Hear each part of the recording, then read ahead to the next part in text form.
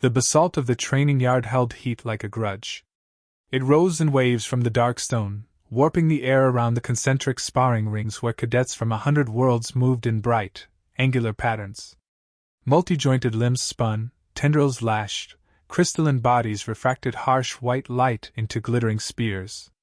The Orion Ascendancy Combat Academy liked its recruits to sweat under gravity and scrutiny both.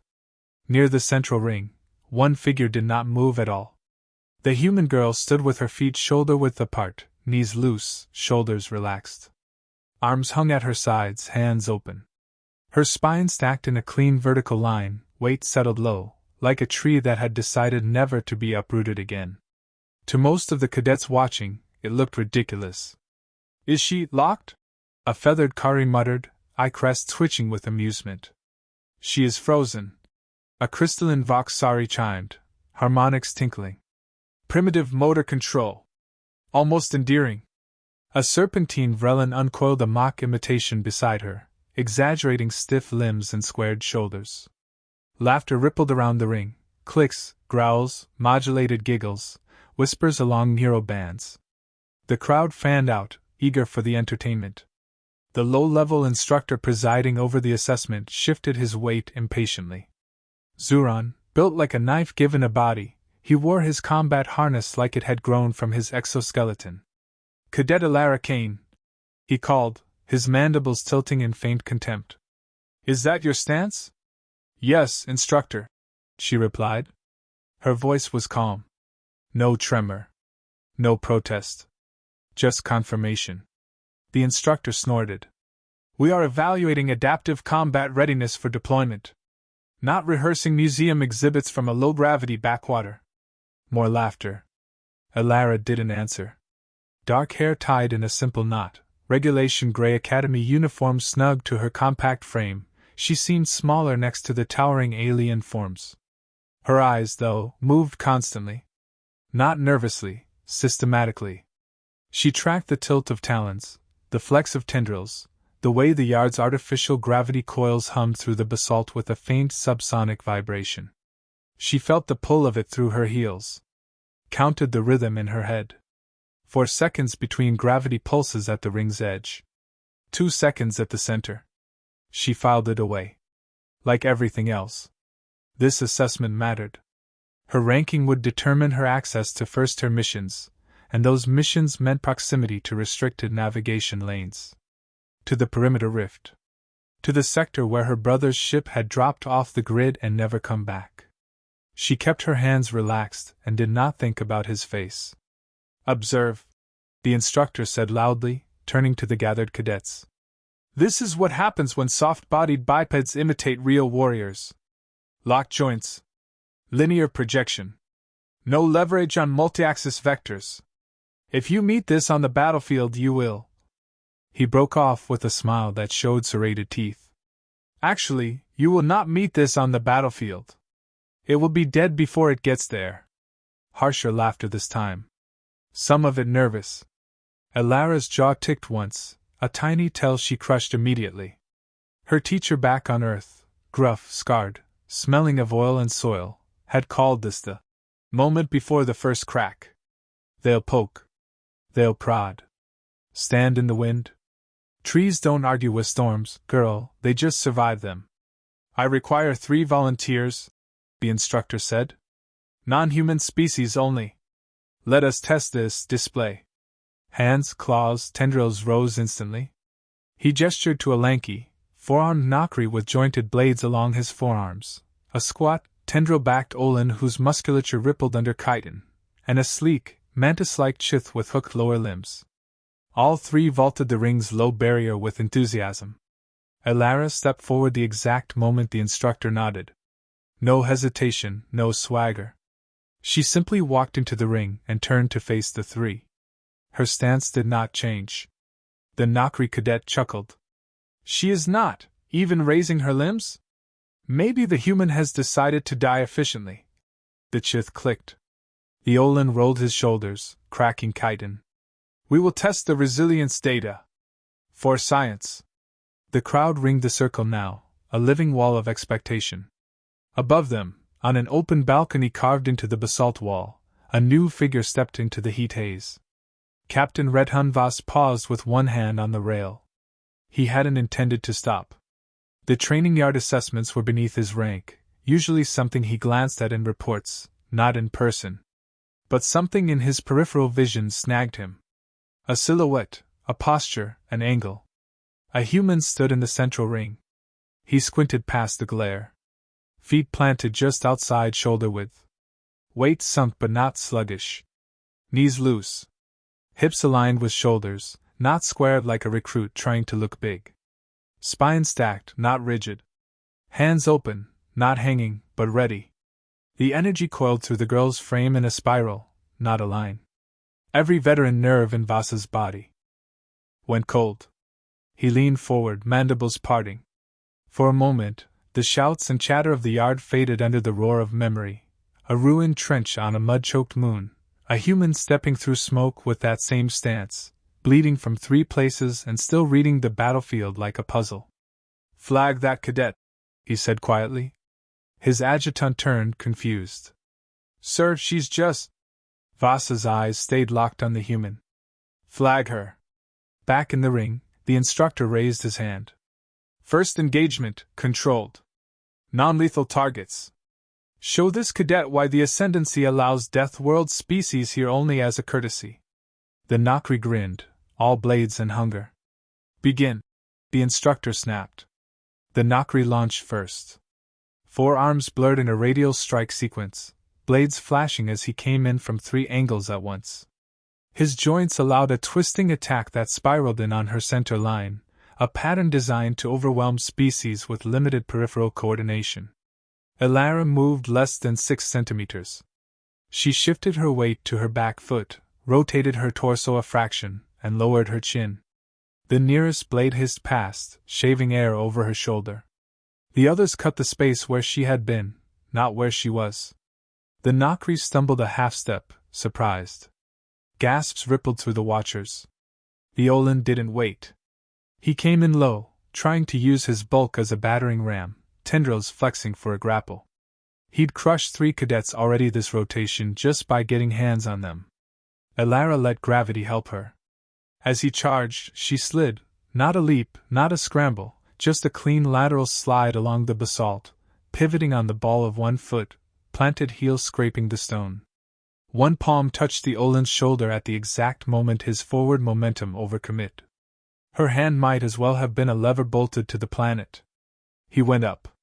The Olin's feet left the ground in a clumsy arc. He crashed onto his back with a force that rattled the ring, air blasting from his lungs in a shocked wheeze. He lay there, limbs twitching, stunned rather than broken, but utterly out of the fight. Silence crashed down harder than he had. The Chitha's crystalline eyes widened. On the balcony, Captain Voss exhaled a curse. "Linebreaker entry," he whispered. "First tier. Perfect." His adjutant swallowed. "Sir?" "Watch," Voss said. "And remember this when you write the report." The Chith hissed and sprang, double-jointed legs uncoiling. He chose the vertical plane, a high-angle assault from above where most species had blind spots. His hooked limbs aimed to pin and disable, forcing the human into reactive defense. Elara stepped into him.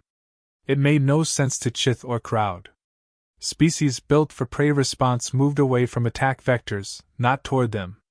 But she stepped inside his descent arc, twisting her hips and shoulders in one smooth turn. Her forearm brushed his limb just so, redirecting instead of blocking. She stole his momentum, not by overpowering, but by misaligning his landing point. He hit the ground on his side, hard, one hook skidding off the basalt. Before he could recover, Elara touched the joint junction near his neck with 2 fingers and applied precise pressure. His body seized. Muscles spasmed. He went completely limp. The yard erupted. Voices collided in the hot air. Some shouted accusations of cheating, others argued over what they'd seen. "She is using grav stabilizers. No implants showed at induction. She didn't even strike. Did you see her feet? They barely moved." The instructor's mandibles clicked in agitation. Pride warred with unease across his angular face. He hadn't just been undermined, He'd been made a fool of in front of scores of cadets. Elara straightened, breathing a touch faster now but far from winded. Her stance flowed back into that same quiet, grounded posture. Calm. Present. Watching. Above, Voss gripped the rail harder. He'd seen humans fight in bids, in propaganda, across more reports than he could count. He'd fought a few in the mud and dark where nobody took recordings. But this was textbook in a way no textbook ever captured. There was lineage in it. A tradition woven through muscle memory. Sir? His adjutant ventured again. Should we notify? Already did, Voss muttered. His eyes never left the human. And it's not enough. The instructor dropped into the ring, striding toward Elara with the stiff, controlled movements of someone fighting embarrassment. Cadet Kane, he said, voice carrying.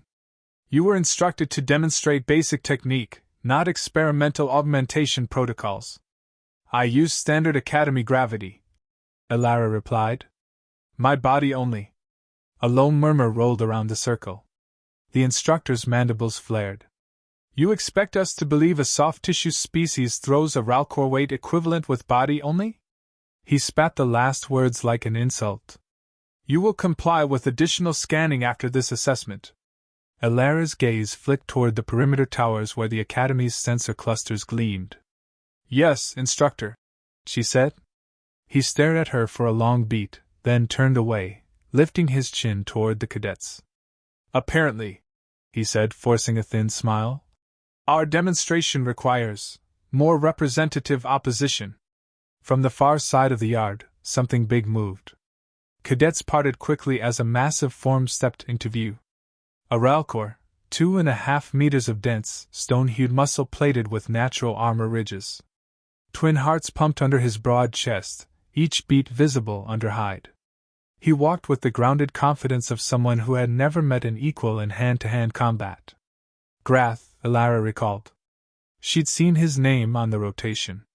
3 cadets hospitalized this cycle alone. The instructor gestured to him. Cadet Grath. Front and center. Grath's heavy lower jaw curled into what, on his species, counted as a grin. Instructor, he rumbled, voice like grinding rock. With pleasure. He stepped over the ring barrier, and the whole basalt floor seemed to notice. On the balcony, Voss swore silently. This is reckless, he said. Sir, it's a controlled assessment, the adjutant replied weakly. No, Voss said. It's an idiot with authority putting a bomb next to a munitions depot and calling it a test. Grath flexed his hands, thick fingers ending in blunted, crushing tips. Human, he called, making the words sound like a small, fragile thing. I will not break you too much. Instructor says non-lethal. A few cadets chuckled nervously. Elara's pulse climbed. She felt a drum against her ribs, tried to slow it with steady breaths. Her brother's voice slipped into the back of her mind again. Big ones fall like little ones. They just hit harder on the way down. Don't fight their strength. Fight their timing. The instructor raised his hand. Second engagement. Begin on my signal. Elara drew in a long breath and slowly let it out. Then, for the first time since she'd stepped into the ring, she changed her stance. It was tiny, almost invisible. Her right foot slid half a step back, heel digging slightly deeper into the basalt. Her knees bent a fraction more. Her hips settled. The line from her head through her spine dropped lower, connecting her through muscle and bone into the stone beneath. Anyone else would have said she'd merely shifted her weight. Captain Redhan Voss felt his chest seize. That wasn't just a stance. That was a root. Viridian core form, his memory supplied. Old human doctrine. Banned from ascendancy simulations after it broke too many models. His mandibles parted. Oh no. Grath rolled his shoulders, oblivious. He pounded one fist into his open palm, the sound like a cannon shot. Come, little Terran, he boomed. Show us your stance again. The instructor lifted his hand. Elara's world narrowed. She felt the gravity coils humming under her feet, their pulses syncing with the thrum of Grath's dual hearts as he approached. She tracked the tension in his left leg, dominant. Watched the micro sway of his shoulders, the way his weight favored his right side when he inhaled. She trained for this in dirt yards and broken barns, her brother laughing as he knocked her down and hauled her back up. Again. Until the ground knows your name. On the balcony, Voss finally tore his gaze from her stance long enough to shout. Step back. He barked at no one in particular. Then louder, voice cracking across the yard. All of you, step back from the ring! Heads turned up toward him in confusion. The instructor frowned. Captain, this is a sanctioned. I said step back. Voss roared, command voice layered with battlefield authority. The sound slapped the yard into brief silence. She's Terran. Not just human. Terran trained. You do not crowd a Terran in stance. A hush. Several cadets instinctively took a step away from the ring. Others looked lost, not understanding the difference. To them, Terran and human were interchangeable labels. Elara's eyes flicked up briefly, locking with Voss's across the distance. He saw the recognition there. Saw the calculation. The grim acceptance. Grath laughed, low and booming. Terran? Human? It dies the same. Elara's gaze slid back to the Ralcor. Her voice, when she spoke, carried clearly across the basalt. Captain, she said quietly. He asked for this. The instructor's hand dropped. Grath surged forward. The ring seemed to shrink around them as every eye in the yard fixed on that first, irreversible movement, on a human girl rooted into stone, and a giant who had never learned what it meant to fall. The moment before impact stretched thin as wire. Then it snapped. The Ralcor's shadow swallowed the light as he thundered toward her, his dual hearts pounding like war drums that shook the basalt under both their feet. Grath's massive frame cut a straight line through the dust, for density muscle driving him forward with a force no species in the academy willingly stood in front of, except the girl who didn't move. Elara breathed once, long and slow, letting the tremor in the stone tell her everything she needed: stride length, weight commitment, timing between impact and recoil. She wasn't bracing, she was listening.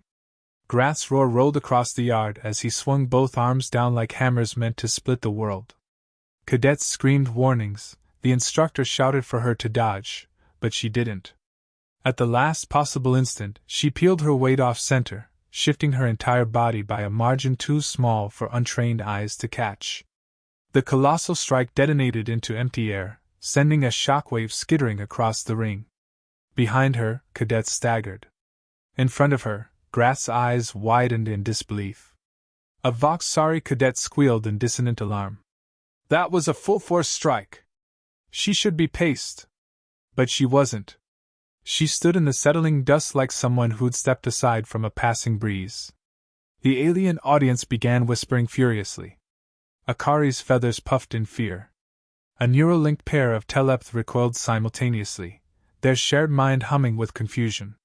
We sensed no fear. Not even anticipation, one murmured. She did not react. She read? Their combined shiver echoed through the group. A crystalline cadet crouched low, analyzing ground tremors through her body. Her center of gravity shifted before the strike formed fully, she said, voice chiming. That requires predictive response. Beyond reflex. Another hissed. No species has that without implants. The instructor barked over them, desperate to reclaim control, accusing her again of illegal augments, demanding verification scans. Elara didn't respond. Her focus tunneled solely onto the Ralcor, watching the microscopic twitches in his shoulders, the delay in his left stance from overcommitting, the faint wobble where his massive weight distribution fought the gravity coils. The world slowed into clean geometry. She had his pattern. Now she waited for the precise moment to break it. Grath roared and stomped forward again, angrier now, humiliated that a small human had dodged him with the movement of a leaf sidestepping rain. He lunged with brute momentum, this time reaching with a grapple meant to crush internal organs. Elara exhaled. Now. Her heel rotated 6 degrees, grounding her center line. When Grath's arm swept through, she stepped into the blind angle beside his torso and drove a single palm under the rib cluster. The sound was small, almost gentle. The effect was not. Grath's body shuddered like a shockwave had traveled through his bones. His feet stumbled. His breath hitched. His knees unlocked involuntarily. The yard erupted in a gasp that echoed across the stone platforms. The instructor froze mid-breath. Grath took a heavy step backward, struggling to stabilize himself. "Impossible!" he growled, clutching his side. Captain Voss, halfway down the stairs, stopped dead. "Line breaker form," he whispered, voice cracking. "Executed perfectly. She's not guessing, she's analyzing. Someone trained her for war." The instructor snapped into panic mode, shouting for sensor drones. 3 spherical machines zipped down from their perches, orbiting Alara with aggressive chirps. Their scanners flashed over her joints, bones, muscles, searching desperately for cybernetics. The crowd held its breath. A moment later, the drones projected their results: organic. Unaltered. No augments detected. Then a second line: movement library unknown. Classification: unmapped Terran martial pattern.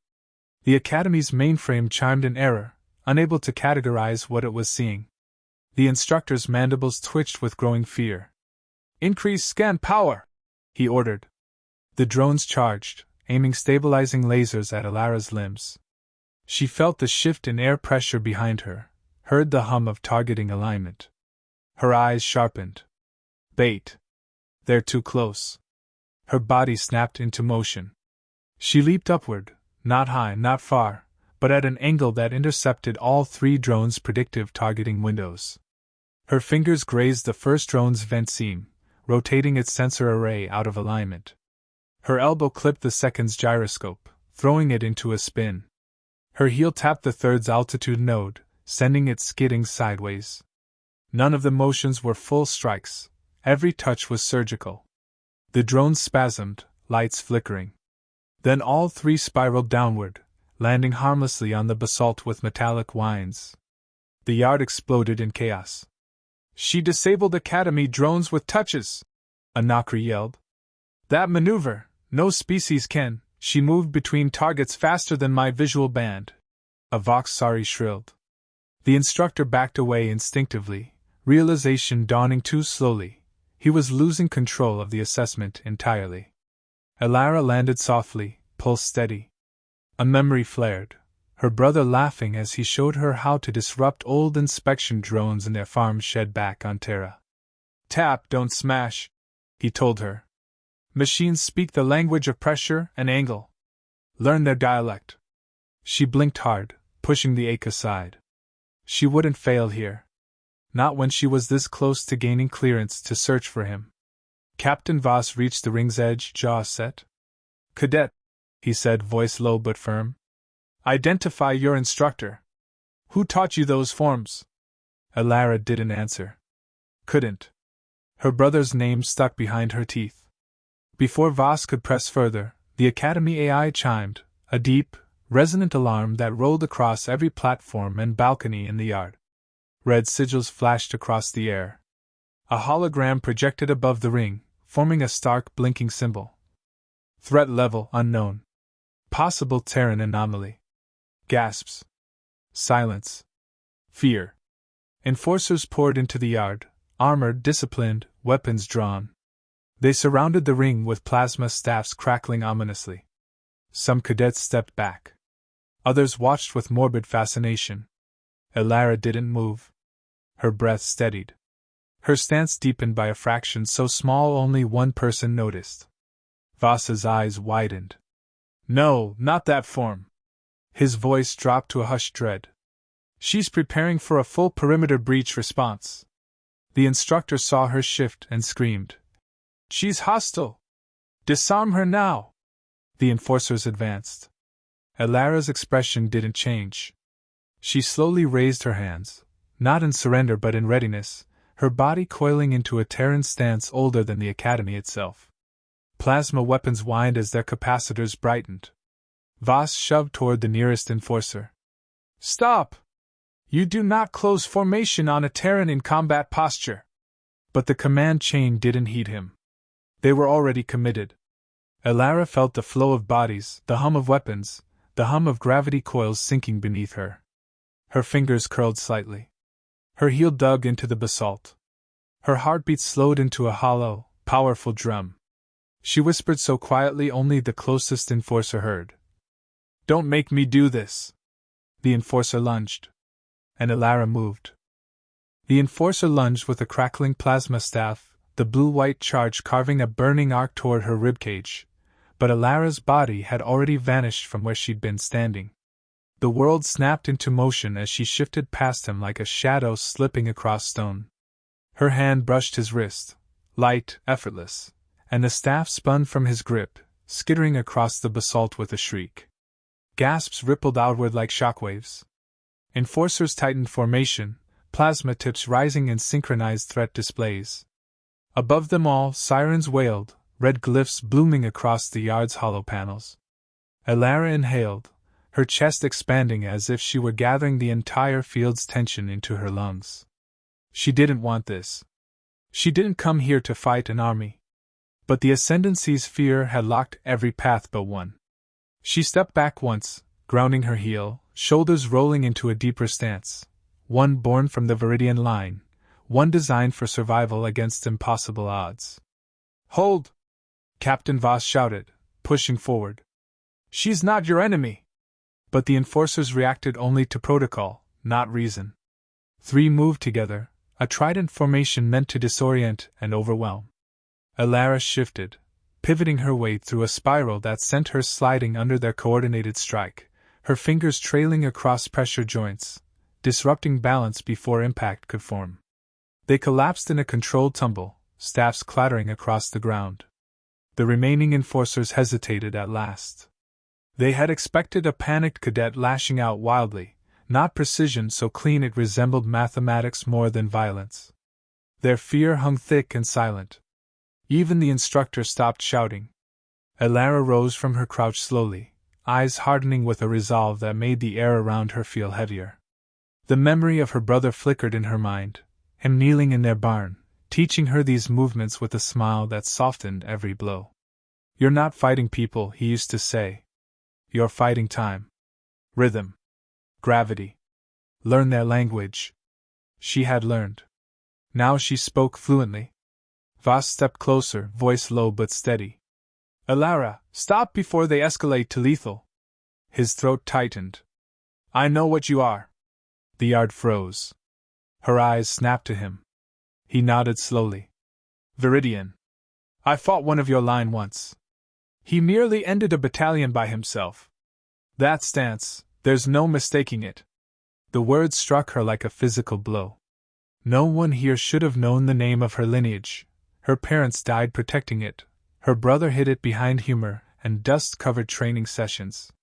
But Voss wasn't guessing. He'd seen it. "Your clan was believed gone," he said, voice gentler. "And if you show them what you truly are, you'll never leave this yard alive."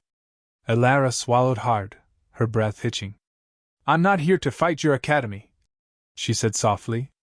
"I'm here for access to the perimeter. My brother, he disappeared after a rescue attempt.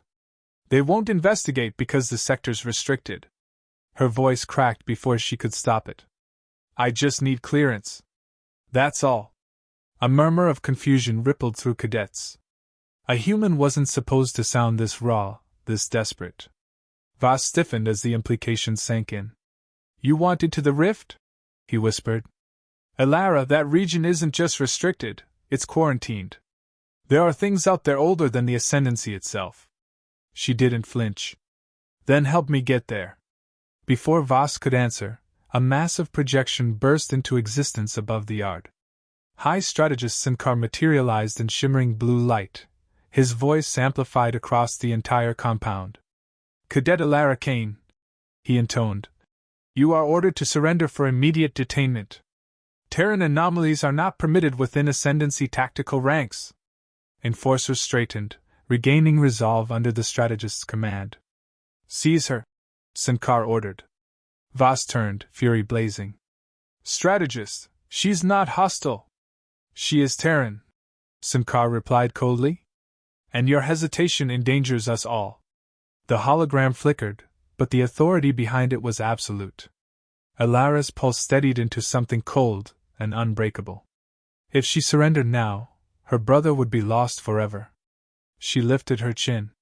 No, she said softly. Sinkar's image sharpened. Then you leave us no choice. Weapons rose. And Voss, in a move that shocked even himself, stepped between Alara and the enforcers, spreading his arms. If you touch her, he snarled, you go through me. Gasps burst from cadets. Even the enforcers faltered. Nobody defied a strategist. Sinkar's image tilted its head. Captain Voss, you disappoint me. Then you never knew me, Voss said. He turned to Alara. If you run now, I can get you a ship. Codes. A route through back channels. I can guide you to the rift. Alara stared at him, stunned. Why would you risk everything for me? Voss's gaze hardened. Because something at that rift nearly destroyed us once, and if your brother went there willingly, I need to know why. The moment shattered as the enforcers surged forward again. This time with intent. This time with desperation. Alara's stance deepened. Voss drew his stumps from his hip. The ring exploded into motion. Plasma staffs sliced the air in bright arcs as multiple enforcers attacked from every direction. Alara and Voss moved together, an impossible alliance. She wove through the assault like a current of water slipping through cracks in rock, tapping joints, redirecting strikes, pulling attackers off balance with surgical grace. Voss covered the gaps she couldn't reach, firing controlled stun bursts that crackled against armor and dropped enforcers without lasting damage. For a brief, electric moment, the two fought like they'd trained for years, his range complementing her close-quarters precision. But fear made the instructor reckless. Driven by desperation and envy, he charged with a kinetic baton humming at lethal frequency. He sprinted behind her, intending to strike her spine. Voss shouted a warning. Alara didn't turn. She didn't need to. Her brother had drilled the sensation of approaching hostility into her bones long before she knew what danger meant. She pivoted, catching the baton mid-swing with one hand. The instructor's eyes bulged as she twisted his wrist with effortless control, stripping the weapon from him. The baton hit the ground with a crackle. He collapsed to his knees, whispering in quivering disbelief. What are you? Alara stepped back, chest rising slowly. Human, she said quietly. Terran born. The yard went silent. Voss grabbed her shoulder. We're out of time. He pulled her toward the maintenance tunnel hatch hidden beneath the ring's edge. They sprinted into the narrow passage as alarms intensified overhead. Red emergency lights bathed the metal walls in pulsing color. You can't return after this, Voss warned. You'll be branded rogue. Hunted. Alara kept running. I know. He pressed a small data shard into her palm. Transit keys.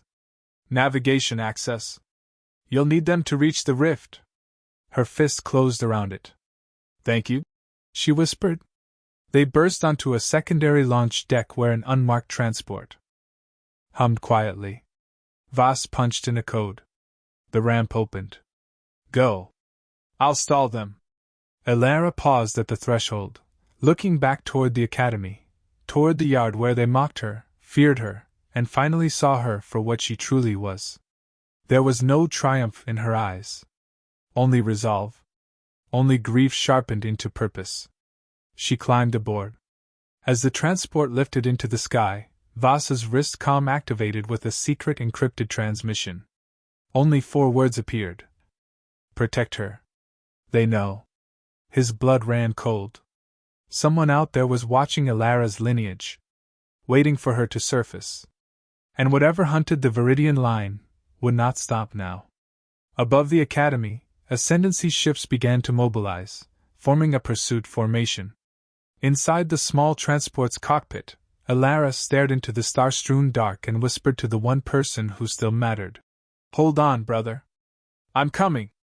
And with a burst of engines, she vanished into the void, toward the perimeter rift, toward danger older than empires, and toward answers no one in the ascendancy was prepared to face.